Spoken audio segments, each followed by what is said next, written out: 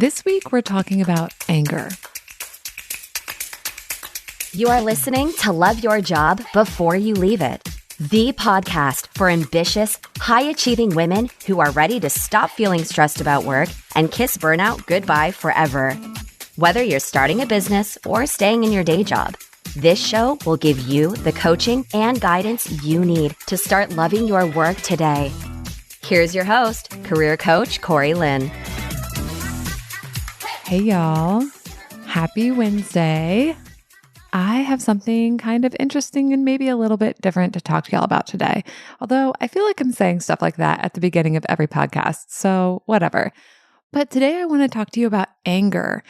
And I think anger comes up in our careers a lot, but isn't something we necessarily talk about directly all the time. For some people, like maybe they are aware of their anger. For some people, like maybe they're just aware that they're unhappy, they're complaining a lot. But I think the way I want to talk about anger today isn't as common. And listen, even if it is common or we're common, I still want to talk to you about it. So I'm going to. Okay. So why I decided I wanted to talk to you about this is because, as y'all know, I'm like always reading like 1 to 5 books at a time, audiobooks, ebooks, paper books, all the books over here. And I was reading the 3rd book in a series of romance novels, and I actually chose to take a break from reading this book and to not finish it right now and to return it to the library instead early, which I almost never do because something was happening in the book that I felt so upset about and honestly so angry about. And when we read fiction books, you know, a little bit like we talked about last week with the hero's journey and the heroine's journey, things happen in books that like aren't all, you know, rainbows and daisies. Like we never have a book where we're like, they were happy and it was great and they were more happy and then these great things happened and then the end. Books, like they have conflict, right? They have the main characters, you know, going through difficult situations and like figuring them out or not figuring them out. That's part of the art of storytelling. It's also part of life, as we all know, with like the 50-50 and the fact that like shit does not always go according to plan. And no matter what happens, like, or what we try to make happen, there's always going to be some stuff that isn't working out the way we want it to do. Anyways, so this book was like that, right? I read a lot of books. So all the books have parts where I'm like, oh no, the main characters, they're in danger, they're in trouble. Like, you know, they made this mistake that they have to overcome, or like, oh, they have this like critical, like misunderstanding of their own nature that's causing them all this emotional pain. And when I read like most books, any book, there is like some suffering that happens. I choose this suffering on purpose. I choose to keep reading the books, but like I feel emotional pain, you know, created by my own thoughts about the book and about the characters. The characters aren't real, but like people are real. And I know that for the things I'm reading about in the book or whatever books I'm reading, there are people in the world experiencing the same like mental, emotional states and experiencing some of the same circumstances, you know, even if they may not be experiencing other ones, especially since I tend to read like romance novels and books with fantasy and stuff like that. There's a lot that we're not experiencing for better or for worse, but there's a lot that humans are. And so I think books are really what taught me how to have empathy for other people and what taught me how to imagine other people's lives and other people's headspaces and what was going on with them. And usually I can tolerate that and enjoy parts of it. You know, we enjoy their triumphs. I enjoy like when things work out for them and like when they overcome things and when they up level their mindset and their skills and all this stuff. And there's always the part of the book that I'm just like, oh, this hurts me, right? And I choose the experience anyways. But with this book I was recently reading, I was like, this has become too painful for me. And I'm aware that the book is a neutral circumstance, as we say in the coaching world, and that the only reason it was emotionally painful for me was the thoughts that I was thinking. And I also did not want to necessarily change those thoughts. And what I chose to do was to create some space between me and that circumstance of the book. So basically, all of that was like a sort of long-winded way of just saying, like, I've had an experience in my own life recently where I felt upset and, yes, also angry, and chose to take a step back and kind of sit with that information. So that kind of leads me to my next point, which is going to sound silly, but I think it's actually really impactful. And that idea is that like upsetness or like anger is what I'm going to call spicy information. So often when we're upset, like our body is getting like flooded with chemicals and we like maybe want to do something. Like for a lot of people that might like be like a fight or flight response, or if we're angry, it might be more in the fight response area. But I like to see anger as, like I said, as information, but it's information that like is spicy because we're feeling worked up about it. And so for me with this book, the thing was that the plot of the book, the characters in the book, the author, however you want to word this, was putting some of the main characters through stuff that I took issue with. And it just became so unpleasant for me to read that I was not able to enjoy the book anymore. And like I said, that doesn't mean there's anything wrong with the book.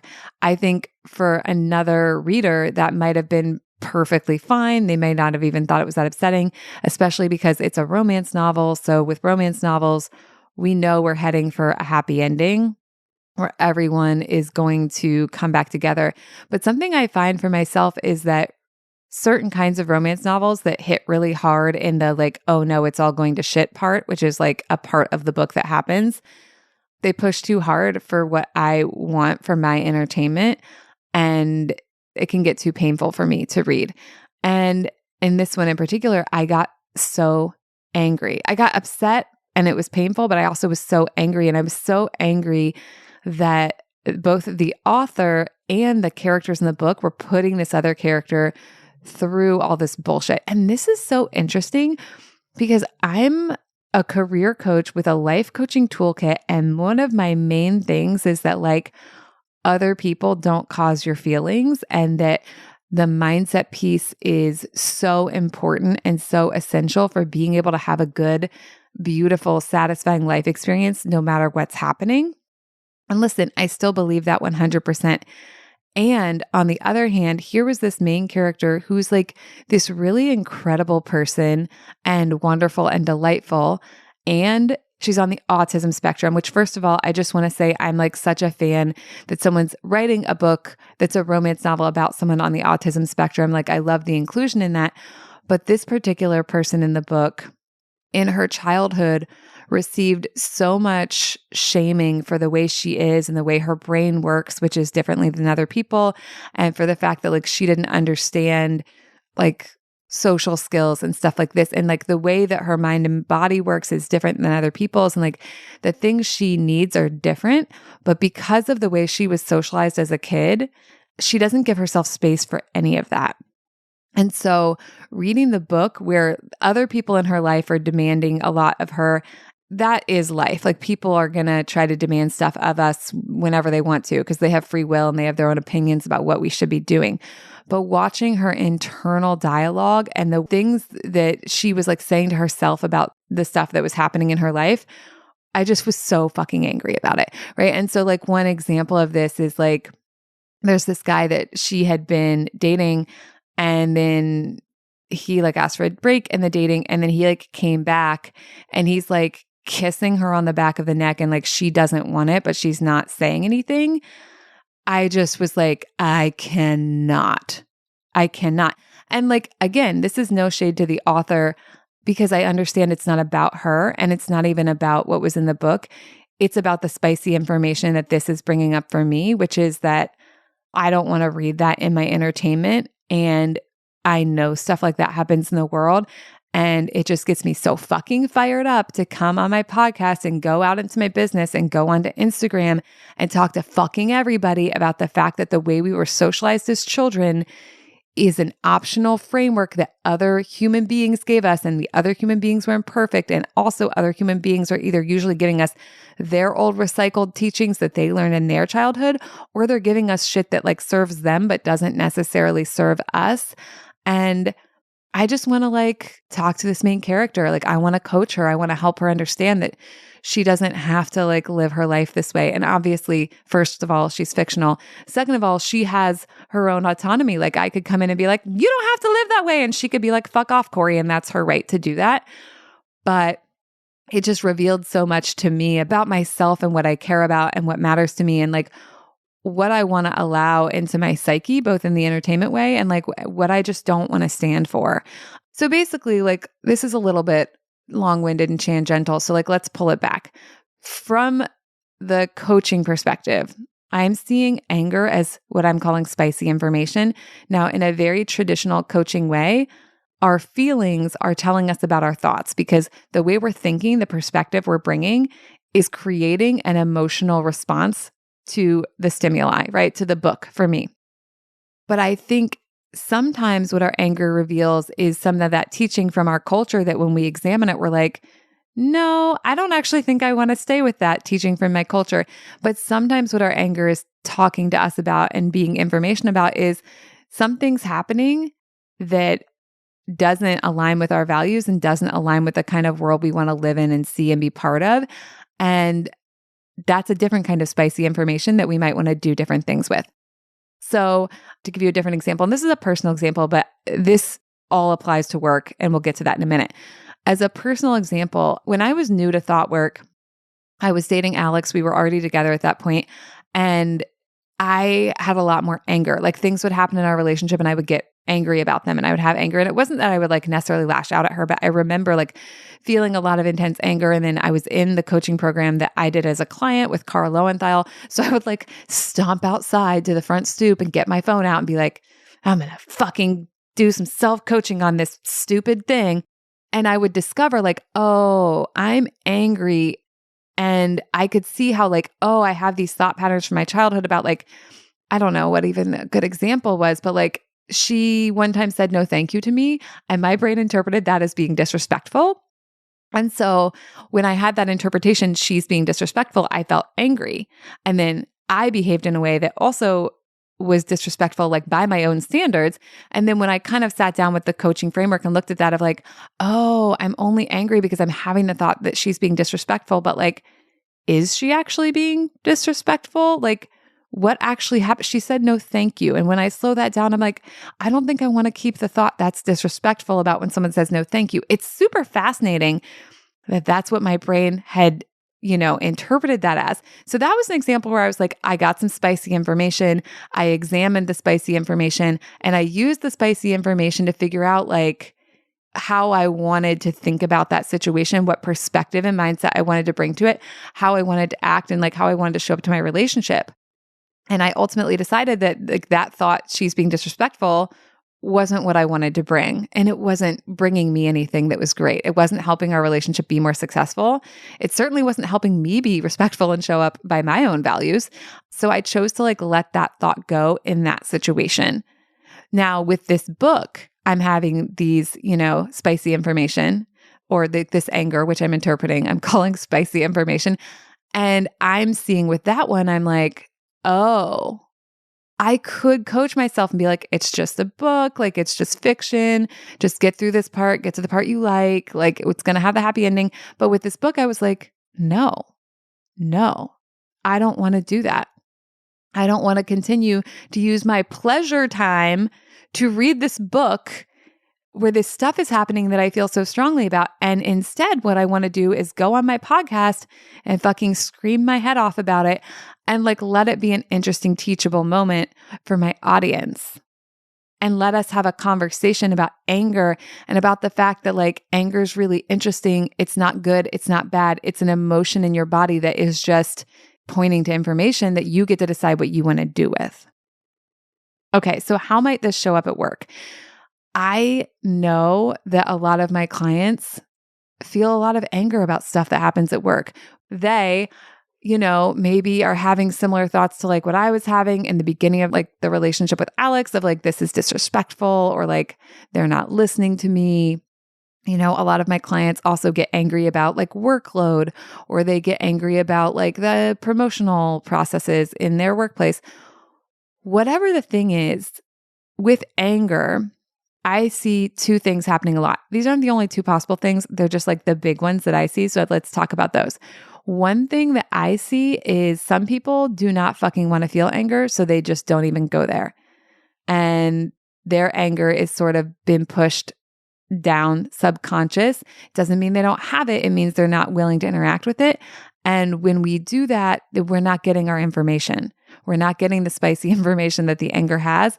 And a lot of times, like, it seeps out in other areas, or we'll like do things that we think are disrespectful because we're having a model like the one I was having. And when I say a model, that's a coaching tool. So it's like we're having a situation like the thing I was having earlier with Alex, where we're like, we subconsciously think they're disrespectful and we subconsciously are angry.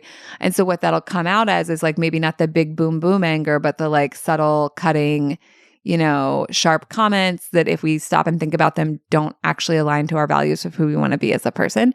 That's one thing. And then another thing I see is like some people really revel in their anger. Like I had a client once who was like, oh, I like being angry sometimes. And I think sometimes for people, anger is the only time they feel powerful. So when something happens and they feel angry, instead of pausing to like look at that spicy information and see what they want to do with it, they're like, yes, now I'm powered up. I have this energy. I have this, like my body's like flooded with these chemicals and I'm going to go fucking kick some ass. And that can be fine. But I think, again, if we don't examine the spicy information, sometimes the spicy information is a leftover from socialization we received, and it actually doesn't align with our values either. Sometimes the spicy information is pointing us to something we really care about that we do want to like maybe take action on or like have a screamy podcast about like I'm doing right now. But without that pause, like we're missing some intentionality around it. So whether you have either of those experiences or a different experience of anger, what I want to offer to you is like, what if anger is a way that, one, you can get to know yourself better, two, you can be more intentional about like how you want to think and like what you want to do with the spicy information, and three, a way to like kind of think about what kind of influence you want to be on the world and who you want to be and how you want to interact with others and how you want to go to bat for things that matter to you that you have that spicy information about. So for me to go through this journey, it was like first noticing that I was having anger.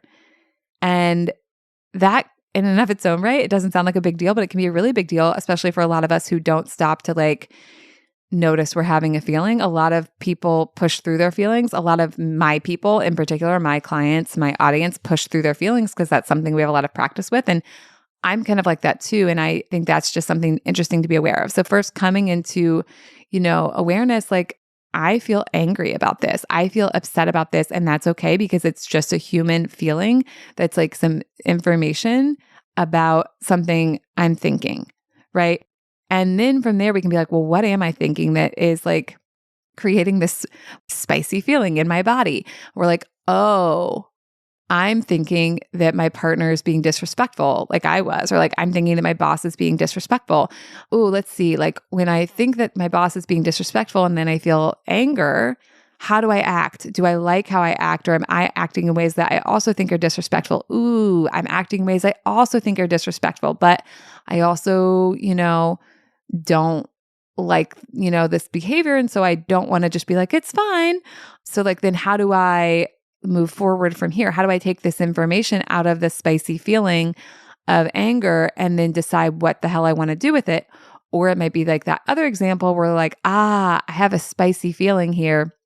And the information inside it is actually outdated because it's like something that, a teacher taught me in 1994 that I don't actually agree with. So when I'm having this anger in reference to this information, that's not my anger. That's anger I was taught to have. And I want to step away from that. So in order to do that, like I'm going to intentionally choose a different way to think about this so that I can interact with this stimulus differently versus like doing this recycled behavior from that other person.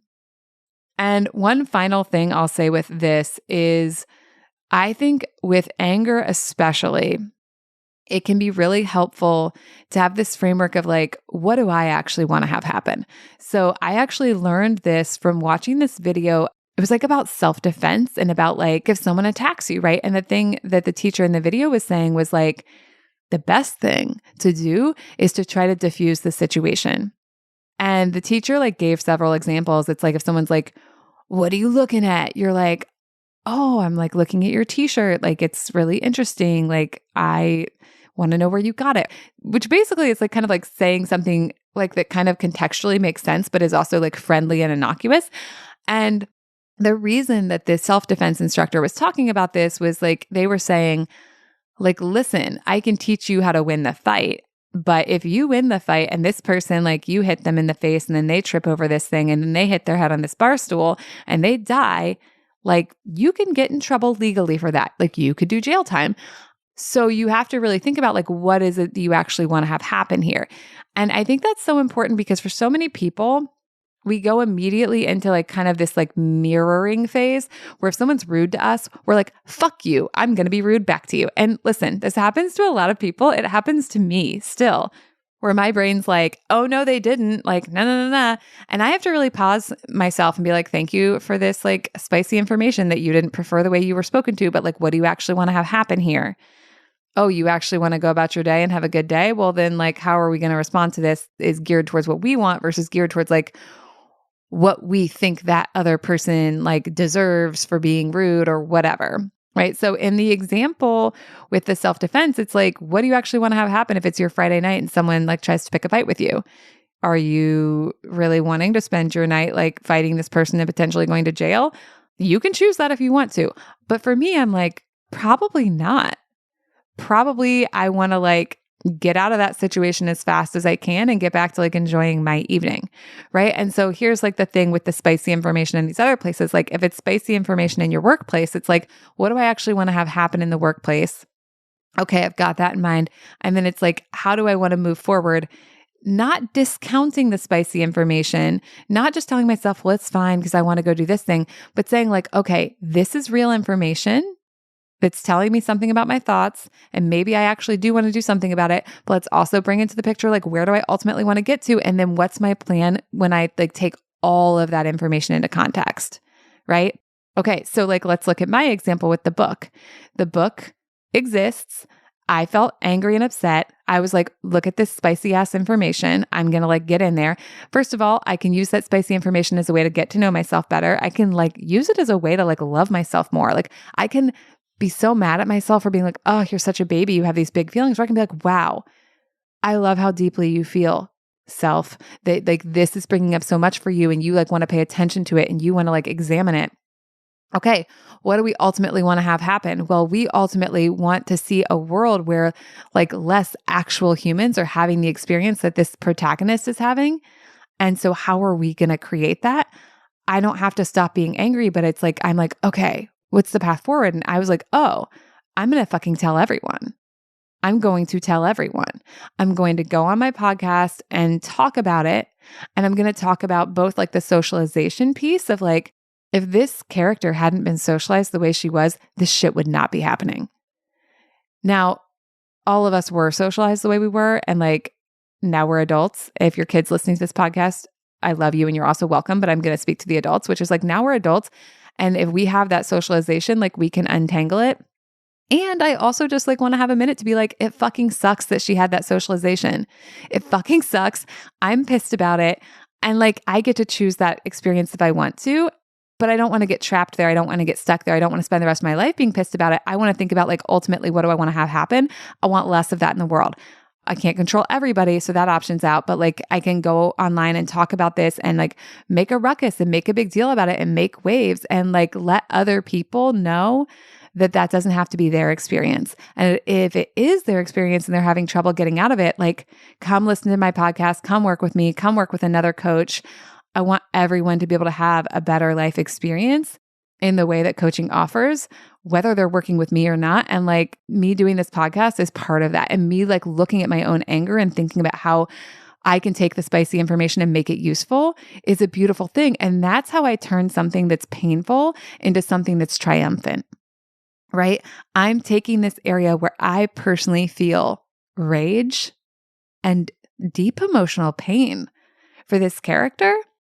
Ooh, I'm getting emotional. Okay. And I'm like going to turn that into a gift to the world that's going to help other people have a better experience. And the more people are like listening to the podcast, the more people are like metabolizing this work, the less likely it is people are going to have that experience that that character was having. So that's how I turn my spicy information into something useful. And that's why I frame like, what do I want to have happen? Like, what do I ultimately want to have happen around this spicy information? So to review, anger is an emotion that's neutral and is information, and it gives us information about what we're thinking. And then we can go look at the thoughts and decide, like, do these actually line up with my values? Or is this some shit I learned in 1994 that I don't agree with and I do not want to have in my head anymore? And then from there, we can either like rewire the thoughts if they're not something we want to have anymore. We replace them with something we do want to have. Or if there's something we do want to have, then we get to think about like, okay, but I'm going to feel this feeling. It's fine to have anger. It's normal. It's human. And what do I fucking want to do with this information? What impact do I want to have on the world in my life? And then we can go do that shit. And then we can be proud of ourselves and feel fucking awesome. Even while we live in a world where like a lot of shit does not go the way we want it to or align with our values. And this is not a one and done, and it is big work, especially because for a lot of people, anger can feel really scary or dangerous, and you don't have to do this work alone. I think this work is so much easier to do in a coaching setting. And if you want to come do this work with me, I want to do this work with you. There are currently 2 ways to work with me. I'm taking clients one-on-one, which is super fun and cozy container where we work together to just tackle anything and everything. And then the second way is the Satisfied as Fuck group coaching mastermind, which is launching in July. And it is going to be absolutely mind-bendingly amazing because there's going to be a group component. There's also going to be some one-on-one calls so you can get some private coaching as well. And I just think that group coaching is so spectacular because when we are in a group coaching container, which container in this way is just like program, right? It's just how the coach brain thinks about it. Is like it's a container for your learning, for your growth. When we're in that space, you not only capitalize on your own coaching, but you capitalize on everyone else's coaching, and just getting to be with a group of people who are doing the same work is amazing. And it really amps up the transformation. So if you want to come work with me, head on over to my website and you can either join the Satisfied as Fuck waitlist or you can schedule a consult and we can talk about one-on-one. All right, y'all, have an amazing week. I'll talk to you next time. Thank you for listening to Love Your Job Before You Leave It. We'll have another episode for you next week. And in the meantime, if you're feeling super fired up, head on over to CoreyLynn.com for more guidance and resources.